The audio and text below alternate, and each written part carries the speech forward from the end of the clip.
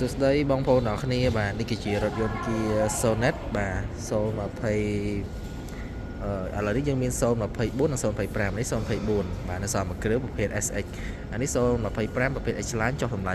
$400បាទហើយសម្រាប់តម្លៃពណ៌ក្រហមនេះ SX នេះគឺតម្លៃត្រឹមតែ20,000ស្ដើងទេបាទបងប្អូនចាប់អារម្មណ៍សល់តែមួយគ្រឿងចុងក្រោយតម្លៃល្អបងប្អូនណាអាចធ្វើការតាក់ទងឲ្យបានតម្លៃពិសេសបាទ option ខុសប្រភេទ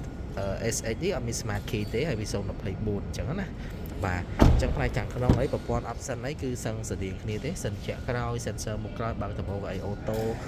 ពុកតិចម៉ាស៊ីន 1.5 ហ្នឹងគឺដូចគ្នាណាបងបាទហើយសម្រាប់នេះគឺជាផ្នែកខាងក្រោយបាទ stop ប្រភេទ LED ជាប់ដូចគ្នាបាទហើយប្រភេទ X line វិញគឺយើងអាចសម្គាល់នៅខាងក្នុងបានគឺបងប្អូនឃើញគឺមាន Smart Key បាទ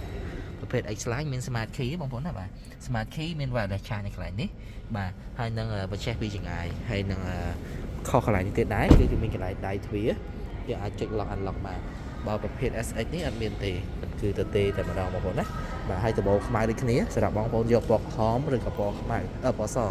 គឺដបូលខ្មៅដូចគ្នាអញ្ចឹងបងប្អូនមានចំណាប់អារម្មណ៍តាក់ទងមកខ្ញុំផ្ទាល់បាននេះតម្លៃពិសេសដូចគ្នាបើអានេះតែតម្លៃពិសេសទៀតសម្រាប់ SX អញ្ចឹងបងប្អូនមានតម្រូវការជាមួយរថយន្តទាំងពីរហ្នឹងធ្វើការតាក់ទងមកបានតនយើងមាន stock បងប្អូនណាទិញភ្លាមបានភ្លាម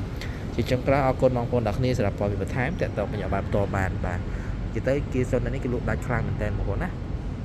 ចូល stock មកចូល stock មកអស់តែម្ដងបាទអញ្ចឹងបងប្អូនធ្វើការបងរំលោះទិញលុយសុទ្ធអីគឺតម្លៃដូចគ្នាណាបងប្អូនបាទអរគុណបងប្អូនទាំងគ្នា